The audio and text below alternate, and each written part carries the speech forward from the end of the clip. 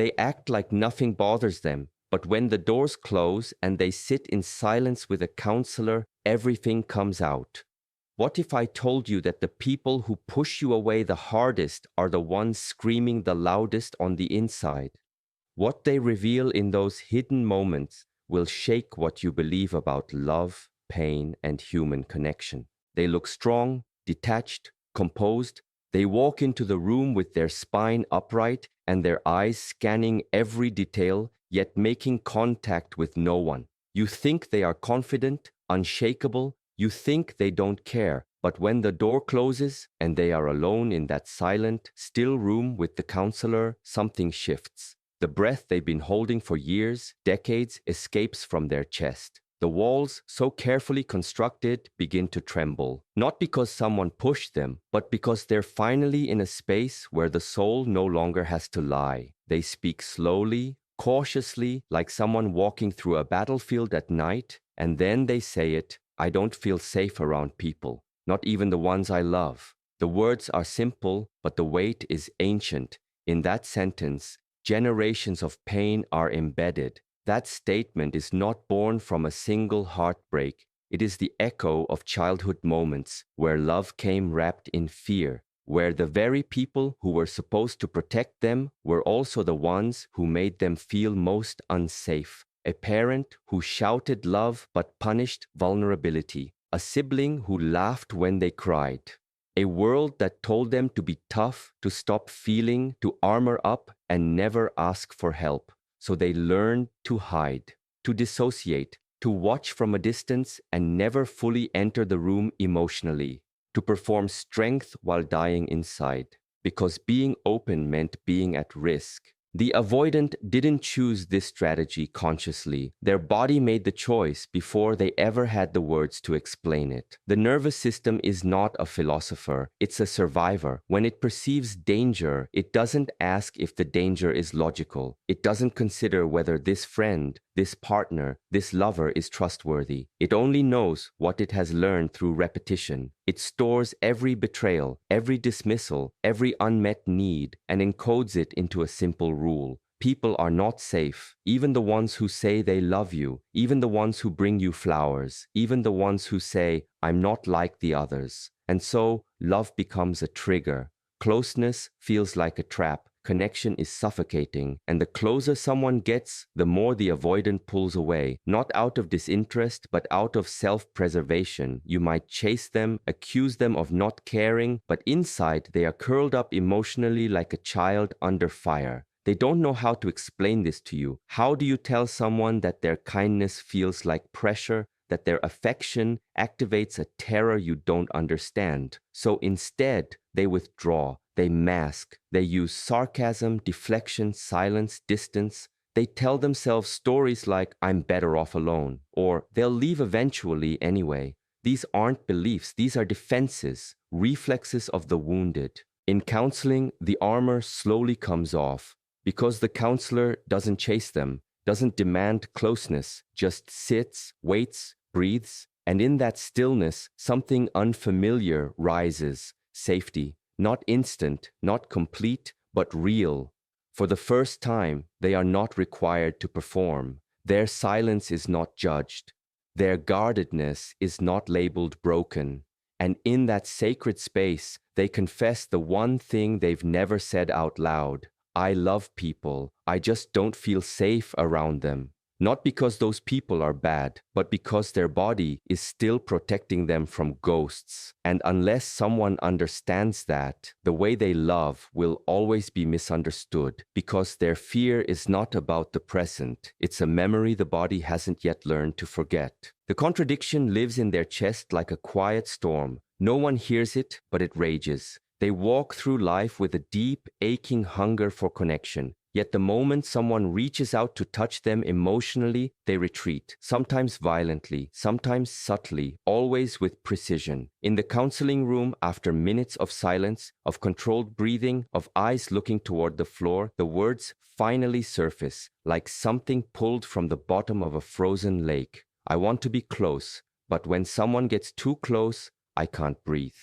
That sentence alone dismantles the illusion they wear in public. the illusion that they don't care, that they prefer solitude, that they're self-sufficient to the point of emotional invincibility. None of that is true. What's true is that connection, the very thing they crave, is tied in their nervous system to a memory of suffocation, a memory of exposure, a memory of someone stepping too close and hurting them when they were open, soft, defenseless. And so they learn to build barriers, not from indifference, but from desperation. They say they want love, but love terrifies them. They say they want intimacy, but intimacy exposes them, because to connect is to be seen, and to be seen is to risk rejection, judgment, abandonment. Their system cannot differentiate between the present moment and the pain of the past. When someone comes near with kindness, they don't feel warmth, they feel alarm. The body tightens, the heart accelerates, the brain begins preparing an escape route. All the while, a second voice whispers, "But I don't want to be alone anymore." And so they are caught in a cycle, reaching, withdrawing, hoping, sabotaging. Every romantic relationship they enter becomes a battlefield between two selves, the self that longs to be held and the self that's afraid of being destroyed. What the world sees is the withdrawal, the confusion, the shutdown. But what the world doesn't see is the preparation behind every action. Before they push someone away, they rehearse conversations for days. They weigh every possible outcome. They imagine how it will feel to be left, so they leave first. Not because they want to, but because it feels safer to be the one walking away than the one begging to be chosen. In therapy, these confessions come slowly, sometimes between sobs, sometimes through clenched teeth, but they come. And when they do, you realize these people are not cold, they are terrified, and they've been carrying this fear alone for most of their lives. When they say, "I need connection desperately," they mean it with every fiber of their being. They crave a space where they don't have to perform, a place where silence isn't punished, a presence that doesn't expect them to be healed by tomorrow. But the tragedy is that they often push away the exact people who are willing to give them that, not because they don't appreciate them, but because closeness activates their deepest wounds. So they create distance, they ghost, they become critical, they pretend to be uninterested, all in the service of staying protected, because if they never fully open, they'll never have to deal with being hurt again. And yet in doing so, they hurt themselves again and again in private.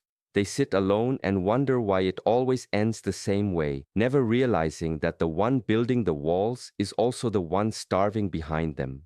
Therapy becomes the only place where this truth is allowed to surface without punishment. No one there is asking them to change overnight. No one is demanding they hurry their healing. They are simply asked to tell the truth. And when that truth comes out, that they both need and fear connection, it becomes the beginning of understanding the paradox that governs their life. The avoidant speaks fluently, inwardly. Their minds are crowded with unspoken dialogues, with words they never dared to share, with emotions they've swallowed again and again, even as they burned holes inside their chest. Every conversation you wish they would have with you, they've already had it in their head, 10 times over at 3 a.m., staring at the ceiling, heart pounding in that dark silence that only the emotionally repressed know too well. They script every word with precision, imagining how you'll respond, how they'll respond back, preparing for every possible emotional detour. They analyze tone, outcome, damage, recovery, but when the moment comes, nothing escapes their lips. Their throat closes, their face hardens, their eyes deflect. All that remains is the familiar mask of indifference, the practiced silence they've worn like armor since childhood. Not because they don't care, but because care, expressed aloud, once brought them pain. In counseling, this internal monologue finally has space to spill out. And when they say, "I rehearse conversations in my head, but I never say them out loud," it is not a confession of weakness, it is an unveiling of their private war. You realize they have been trying to communicate their pain, their needs, their regrets, but the bridge from mind to mouth has been blocked by years of emotional landmines. Some of them were punished for speaking truth. Others were ignored. Many were told, directly or indirectly, that their emotions were too much, too dramatic, too needy. So they learned to bottle it, rehearse it, perfect it, but never release it. In their world, it's safer to suffer internally than to risk vulnerability in the presence of another. It's not that they can't speak, it's that they were trained not to. There's a tragic beauty in this silent rehearsal. They want resolution, they want to be understood, they want to express remorse or love or longing. But the fear of saying the wrong thing, or worse, of being misunderstood, is so overwhelming that it paralyzes them. Every time they think about opening up, their body reacts first, tensing up, retreating, defaulting to protective numbness. The words may rise in their throat, but by the time they reach their tongue, the inner critic has already struck them down. Don't say that, it's weak. Don't ask for that, you'll look needy. Don't apologize, you'll lose your power. The messages loop endlessly, drowning the very intention to speak before it ever has a chance to manifest. So they smile instead, or change the subject, or simply disappear. Partners, friends, family members often misinterpret this silence as emotional distance. They say things like, "You never talk to me," or "I don't know what you're thinking." But the truth is, the avoidant has probably spent more time thinking about that relationship than anyone else in the room. They've dissected it, mourned it, and tried to fix it alone. Therapy offers the first safe laboratory where those hidden scripts can be voiced. And even then, it doesn't happen quickly. There's hesitation, pauses that last too long, breaths that sound like resistance. But eventually, they speak, not perfectly, not with ease, but with raw, trembling honesty. You hear them say things like, "I wanted to tell them I was sorry, but I didn't know how," or "I was scared they'd leave if I said what I really felt." And in those moments, you see the heavy price they pay for their silence. This isn't just about words unsaid, it's about a life unlived in full expression. It's about all the opportunities for connection that were missed, not because they didn't care, but because they couldn't get the words out in time. They have learned to live in the echo chamber of their own mind, constantly negotiating with a past that taught them speech is dangerous, vulnerability is punished, and feelings are best left buried. There is a strange test the avoidant runs in the background of every close relationship, and it's not intentional, not malicious, not born from cruelty. It is born from fear so deep and ancient that it overrides logic, affection, even desire. In counseling, this truth doesn't come out easily. It comes out broken, hesitant, laced with shame. They will sit for many sessions, arms folded, voice low, avoiding eye contact. Then, almost as if by accident, they will drop the weight of it in one sentence, half whisper, half confession. Sometimes I push people away to see if they'll stay. And in that moment, a veil lifts. Everything begins to make sense. The coldness, the sudden silence after closeness, the unexplained withdrawal after intimacy. What looked like indifference was actually hope in disguise, a test, a desperate plea for someone to prove that love can withstand the push, that connection can endure the storm. To the outside world, this behavior seems manipulative, cruel even. But inside the avoidant, it is survival. It is a learned response, a protective instinct. They have been abandoned before, some of them physically, others emotionally, and many both. They have felt the sharp sting of someone promising to stay, only to leave the moment they were needed most. And so now, they don't trust love when it is soft, when it is gentle, when it is calm. That kind of love feels like a setup, too good to be true. So they initiate chaos, they create distance, they say something cold, something detached, they act like they don't care, and then they wait. Behind that mask, they're watching, not for rejection, but for persistence, not for obedience, but for reassurance. They want to know if you will still be there when they are at their most difficult. They want to know if your love is conditional or if it will hold even when they become temporarily unrecognizable. These moments are not about testing you as a person, they are about testing the reality of love itself. The avoidant doesn't believe in permanence because permanence has never been real for them. People leave, people change, people lie. So instead of letting love grow naturally, they try to force it to reveal its limits early. Let me push them now, they think, before I get attached, before they leave anyway. The mind of the avoidant is always preparing for loss, even in the middle of connection. It's why they seem distant just when things are going well, why they withdraw after moments of closeness, why they say things that sound like sabotage. Underneath it all, they are praying for someone to see through the push and stay anyway. In counseling, they begin to unravel this pattern, but not without guilt. I don't know why I do it, they'll say. They didn't deserve that, but I needed to know if they were really with me. It's a paradox. They yearn for love, but when love shows up, they set fire to the bridge just to see if anyone will cross it. And often, no one does. Most people, understandably, walk away. They see the behavior, but not the wound. They hear the silence, but not the screaming underneath. They experience the distance, but never get to witness the hidden longing behind it. The avoidant is left alone again, confirming the fear that drove them to test in the first place. See, no one ever stays. And the cycle repeats. More walls, more silence, more longing, more pain. But what therapy can offer, slowly and without demand, is the chance for the avoidant to recognize the cycle as not just a personality trait, but a survival mechanism. They are not broken. They are protecting themselves from a kind of emotional extinction. And behind every push is a question they're too afraid to ask out loud. Will you stay if I stop being perfect? Will you stay if I hurt? Will you stay if I can't say what I feel? There is a silence more dangerous than rage, and it lives within the avoidant. It is not cold, not empty. It is loaded with all the things they've never said because somewhere along the line, they were taught that their pain was too much for the world. So they stopped sharing. They stopped asking. They stopped showing need. In every interaction, in every relationship, they wear the same mask.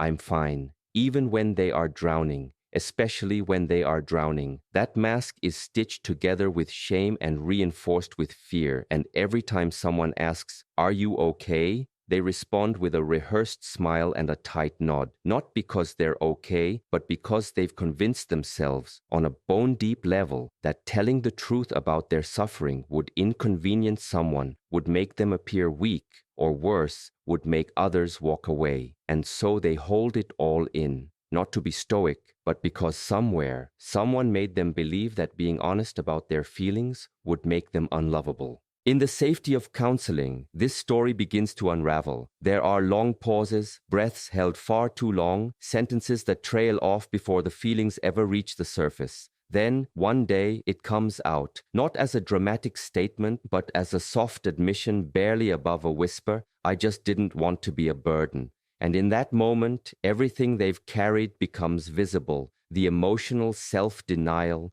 the practiced strength, the avoidance of vulnerability. It all comes back to this one heartbreaking belief that their pain is an inconvenience to others, that if they express it, people will pull away, that if they lean too hard, they will break what little connection they have left. So they carry their grief like a secret. They nurse heartbreaks alone. They face crises with a smile. They cry in private in places where no one can hear them because they've learned that to be seen in their rawness is to risk being cast aside. You see it in their relationships. They are the ones who never ask for help, who never say when they're struggling, who disappear when things get hard because they don't want to explain. They will tell you everything is under control, even when they are collapsing inside. And if you get frustrated with their emotional distance, if you say things like, "Why don't you ever open up?" they won't respond with anger, they will respond with silence. Because your frustration confirms what they already believe, that their emotional needs are a problem. They would rather be alone in their suffering than risk being a burden to someone they love. This isn't pride, it's trauma wrapped in politeness. Many of them were raised in environments where emotional expression was unsafe. Perhaps they had a parent who was emotionally volatile, who made them feel guilty for having needs. Or they learned early on that the people around them were too overwhelmed, too broken, too distracted to care about what they were feeling, so they adapted. They became independent too soon. They smiled through pain. They learned how to comfort others while ignoring their own needs. And by the time they reached adulthood, emotional self-abandonment was second nature. They mistake it for strength. Others mistake it for coldness. But inside, they are quietly aching for someone to notice that they are not okay. To ask again even after they say, "I'm fine," to stay when they themselves can't ask for anyone to stay. In therapy, when someone finally listens without rushing to fix them, without making them feel guilty, the tension starts to soften. For once, their pain isn't being measured, managed, or dismissed. It's simply being heard. And slowly, they begin to trust that maybe, just maybe, being real doesn't make them a burden. Maybe it makes them human, but getting to that point is a slow unraveling of years of silent conditioning. They have to relearn that asking for help is not a sign of failure, that expressing sadness is not weakness, that sharing their truth will not collapse the people around them. Because what they never learned growing up is that true connection doesn't see emotions as burdens, it sees them as bridges.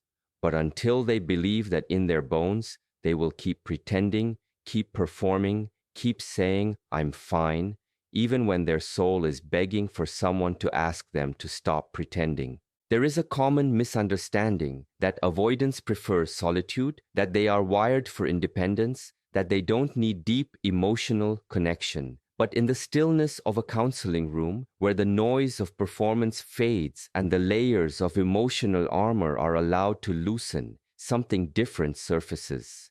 When they are no longer being observed, no longer being expected to perform resilience or detachment, they tell a truth that would shock the ones who think they know them.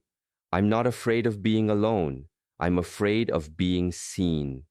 That sentence, when it finally leaves their mouth, carries the weight of years, sometimes decades, of careful hiding.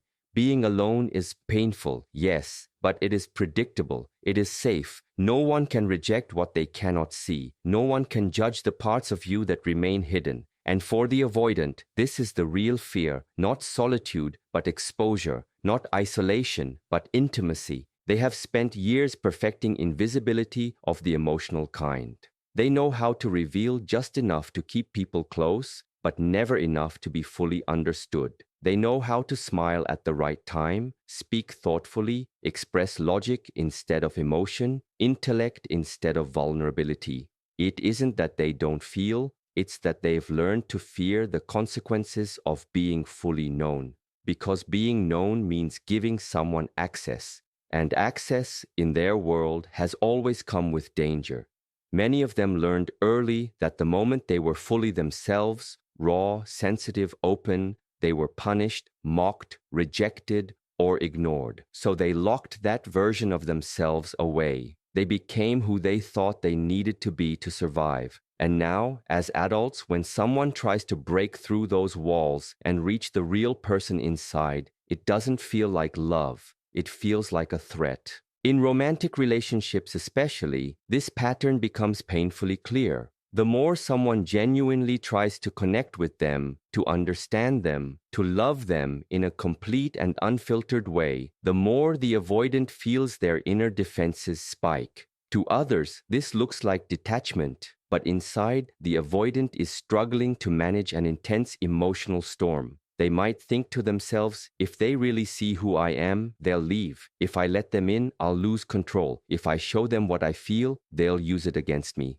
So they push away, or shut down, or pretend they don't care. Not because they want distance, but because they are terrified that closeness will confirm their deepest fear, that their true self is not lovable, that who they are behind the mask is too flawed, too broken, too much to be accepted. In the counseling room, when that mask begins to slip and the avoidant realizes they're still being met with acceptance, not judgment, not pressure, they begin to encounter an unfamiliar feeling: safety. Not physical safety, but emotional safety. A place where they can risk exposure without fear of punishment. And it is here, often for the first time in their lives, that they are faced with the possibility that maybe being known doesn't have to be dangerous. That maybe someone can see their contradictions, their fear, their messiness, and not run. But that possibility, as healing as it is, also terrifies them. Because if they allow themselves to believe it, and it turns out to be false, the disappointment would be unbearable. So they hesitate, they self-sabotage. They pull back the moment things start to feel too real, because in their world, vulnerability has never led to closeness. It has led to loss. To be fully seen is one of the most intimate and terrifying experiences for someone who has been emotionally self-reliant for survival. They are not used to being held in their rawness. They are used to hiding. They are used to earning connection through performance, not receiving it through authenticity. And so when someone says, "I want to know the real you," it doesn't sound like an invitation, it sounds like a trap. They are not resisting love, they are resisting annihilation. Because for them, the idea of being known and rejected is far worse than simply remaining alone. At least alone, they are in control. At least alone, they do not have to grieve the pain of being fully revealed and still abandoned. There is a heaviness the avoidant carries that few ever see. It's not the kind of pain they cry about, not the kind they bring up at dinner tables or in casual conversation. It's the kind that lives quietly beneath their skin, woven into every relationship, every glance, every conversation, where they give just enough of themselves to be present, but never enough to be touched.